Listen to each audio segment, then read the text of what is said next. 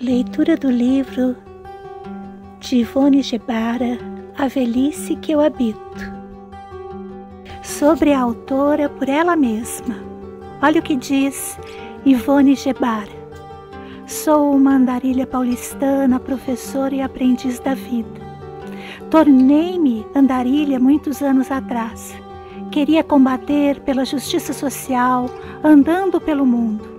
Levantei a bandeira dos pobres, da dignidade das mulheres e em seguida percebi as dores do planeta e de seus muitos biomas destruídos por nossa ganância. Do Sudeste fui ao Nordeste, do Nordeste para muitos lugares do pequeno grande planeta. Sabedorias, belezas frágeis e muitas dores convivem comigo. A velhice não mudou a geografia interior de meu corpo, apenas acentuou e acrescentou rugas e novas fragrâncias. Sonhos ainda tenho, mas já não me importo de vê-los realizados. A vida segue sempre adiante, graças à vida. Para adquirir o livro da nossa querida Ivone Gebara, na editora Clara Boia, acesse a Loja da Clara. O link está na descrição. A Velhice que eu habito, de Ivone Gebara.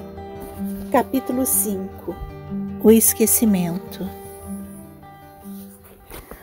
Quando já estava escrevendo essas memórias reflexivas, minha editora lembrou-me de um livro que escrevi há quase 20 anos. As Águas de Meu Poço, publicado em português pela editora Brasiliense em 2005. O livro foi escrito a pedido de uma editora belga, a Edition Moa, depois de eu ter vivido conflitos com as hierarquias religiosas sobre minha postura feminista em relação a diferentes questões. A editora propunha que eu traçasse um percurso da história de minha liberdade. Eu deveria apreender em mim mesma as experiências de liberdade. Sem defini-las segundo muitos teóricos, propunha-me a expressar vivências que tivessem sido para mim episódios concretos de experiências de liberdade.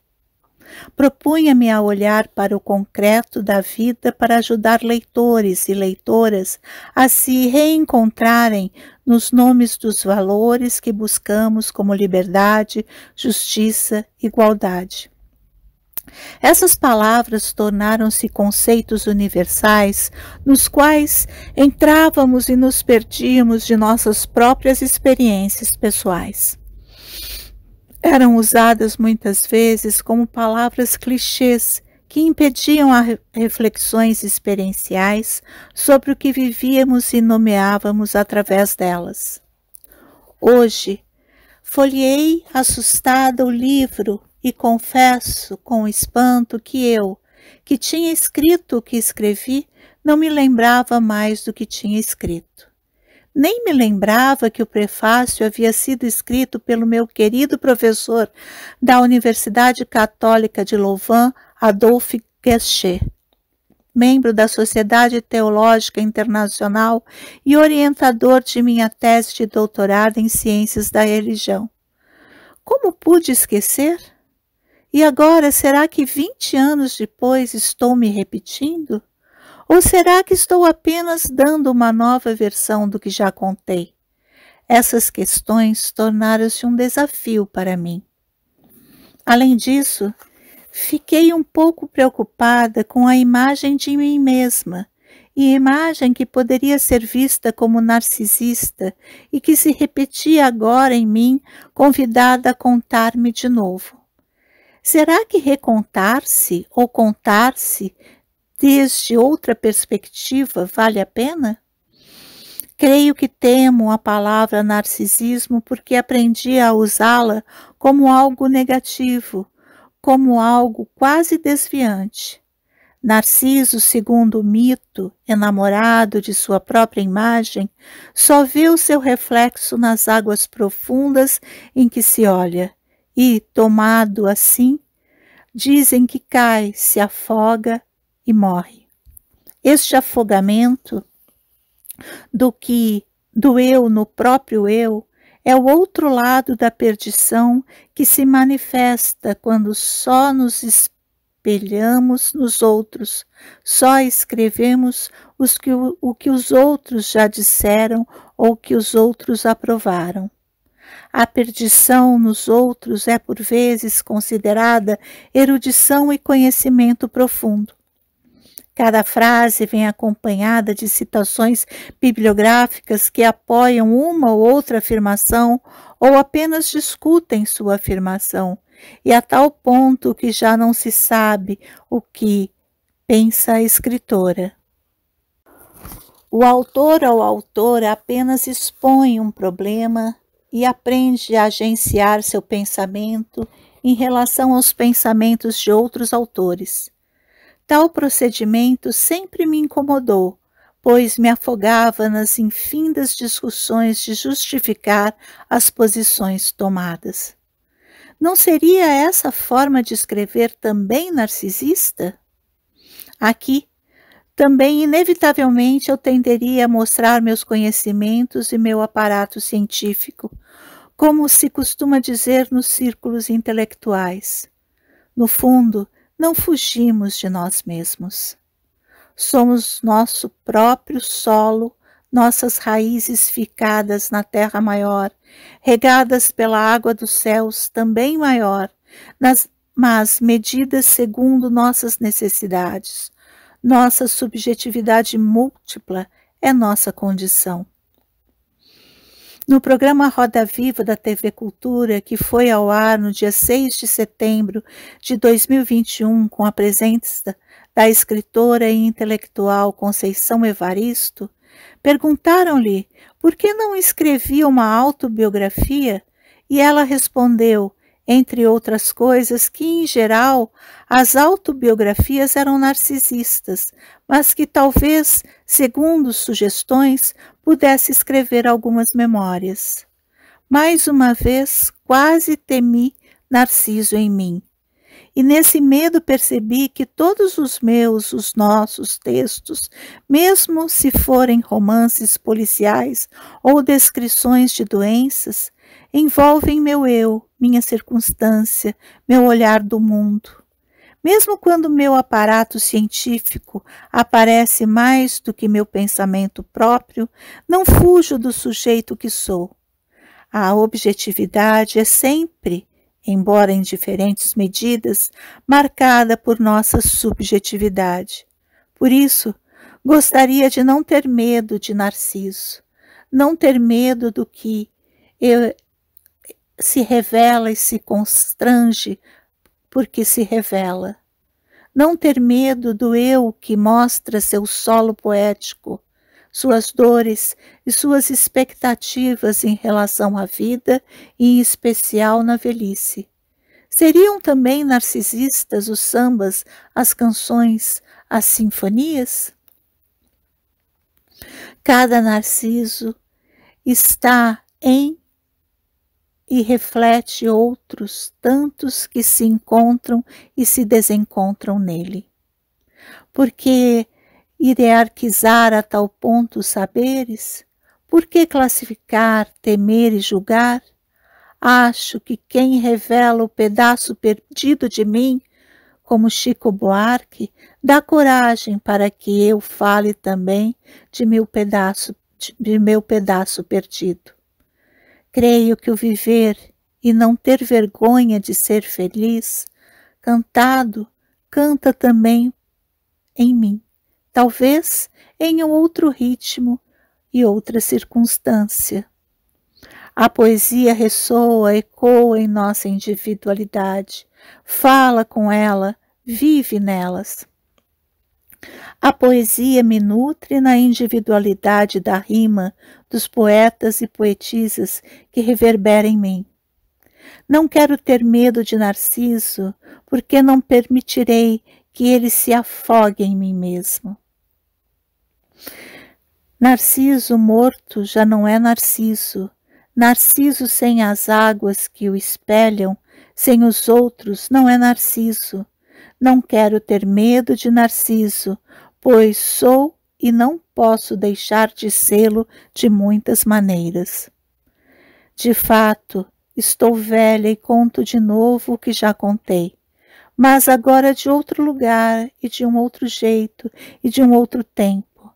Saio das buscas nas águas de meu poço, das pedrinhas azuis da liberdade e deixo-me iluminar por uma claraboia. Através dela vasculho, talvez os mesmos lugares, mas encontro novos jeitos de expressar meus encontros e minha saudade.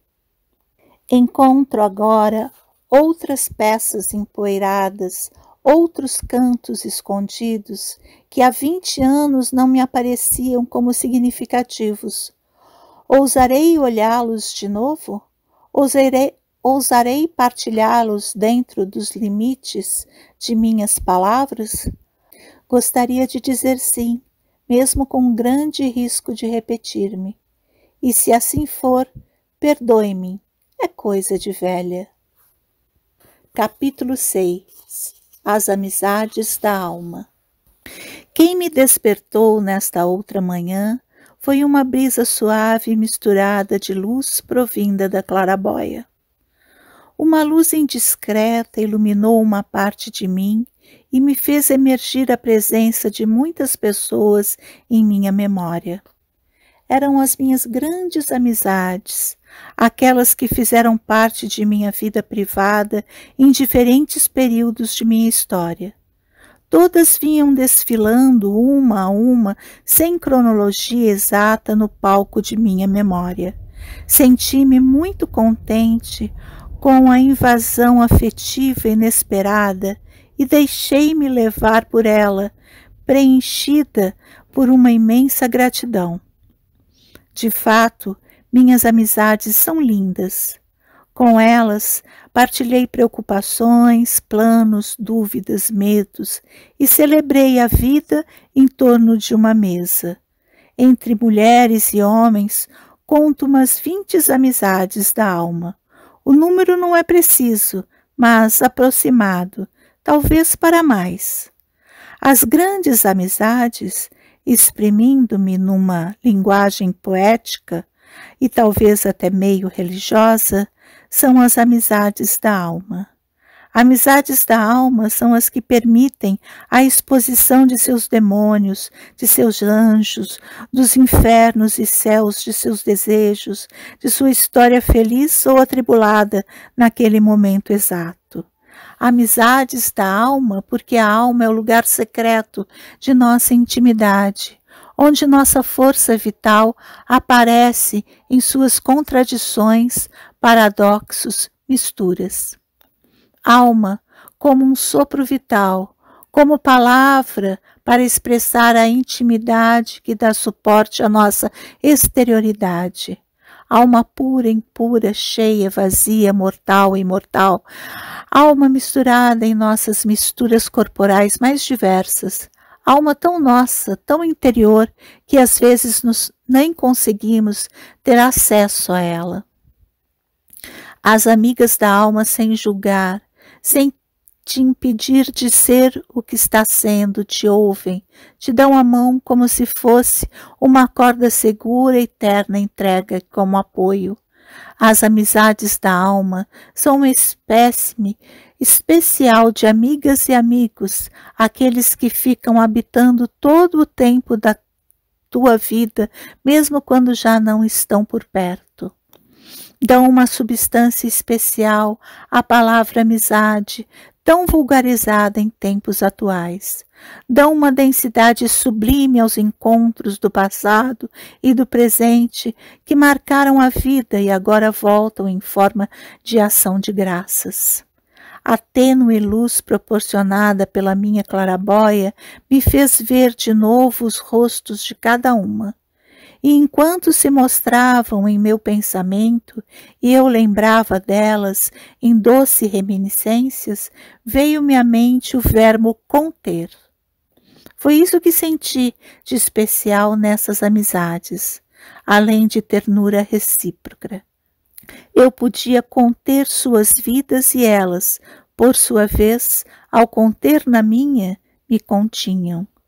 Estranha sensação e estranho verbo para falar das amizades da alma. Ser contida por alguém no sentido de receber suporte, de ser amparada nos arroubos de ira contra o mundo, no desespero, nas alegrias secretas, nas lágrimas. Conter, ato de contenção, ato de impedir que o calor da vida se derrame inutilmente frente à situação trágica ou um sonho impossível. Contenção discreta dos arroubos desmedidos, das decisões apressadas e inoportunas. Contenção para recordar os limites das paixões e acalmar os ânimos. Contenção pela escuta sem julgamento prévio, sem tomar a decisão pela outra pessoa, mas ajudando-a a discernir e assumir sua vida. Contenção da tensão da vida quando o desespero nos assola frente a problemas aparentemente insolúveis ou as monotonias aprisionantes do cotidiano. Algumas amizades contêm as nossas almas, contém aquilo que é naquele instante o mais importante de nós, o que nos toma as energias e nos faz ser mais do que nós mesmas. Elas nos ajudam a apenas nos deixam de novo simplesmente ser. Elas nos acompanham no cotidiano, mesmo distantes de nós fisicamente. Minhas amizades de contenção foram mais mulheres do que homens. Se situavam em mundos de buscas semelhantes às minhas, algumas com idade perto da minha, porém, na maioria das vezes, um pouco mais velhas do que eu. As amizades da alma podem ouvir-nos falar de nossos vícios, das gulas, das invejas, das dúvidas, das angústias, dos medos, do desperdício da vida que vivemos. Não precisamos mostrar a elas só o nosso lado luminoso. Elas são capazes de conter as nossas sombras e entrar em reciprocidade de experiências de vida.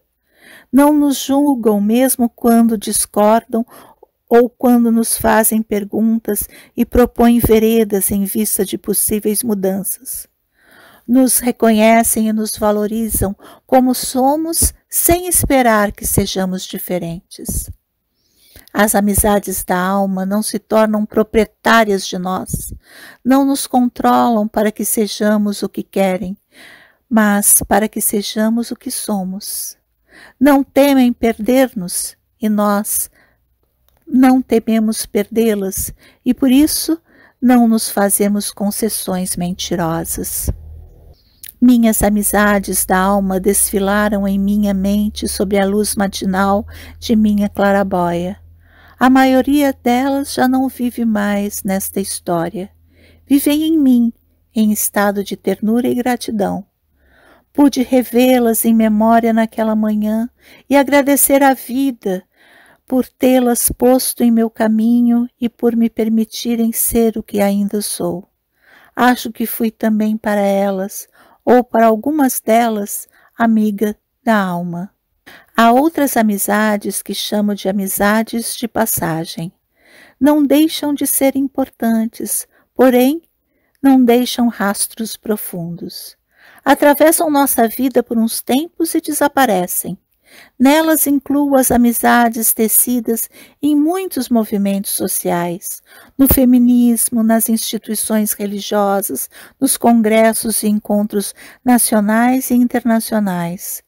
Elas são valiosas, porém não penetram profundamente a alma, não mantêm e nem amparam a história da alma e não nos temos mutuamente.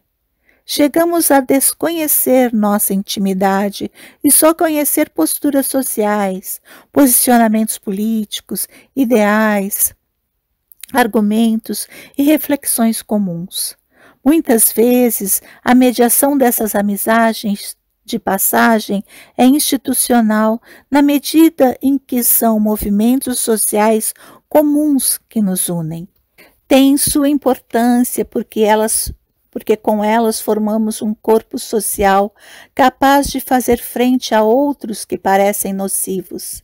Essas amizades tão preciosas são de incontável número. Parece que crescem a cada dia enquanto avançamos nos anos de vida. E quando a luz avançou por meu quarto, entendi que era preciso levantar. Era preciso deixar que mais raios de sol entrassem em minha casa-corpo e que afazeres cotidianos me ocupassem. Porém, volto ainda por um instante às amizades da alma. Para findar esse encontro de ternura, quero ainda dizer que são elas que nos habitam nos dias da solidão. São elas que desejamos que estejam por perto, que nos ajudem nos momentos difíceis que atravessamos, que nos consolem e segurem nossas mãos. Com as amizades da alma, vivemos momentos de beleza única, de comum união mesmo na ausência. A lembrança, o olhar, o silêncio, a lágrima, o abraço foram e são as formas de linguagem privilegiada que se expressam. Não há discursos de convencimento teórico. Há acolhida, encantamento mútuo, doçura e verdade. Tenho saudade de minhas amizades da alma e tenho, sobretudo, uma gratidão imensa por suas vidas na minha vida. Não seria o que sou sem elas. Amigas da alma são para guardar do lado esquerdo do peito.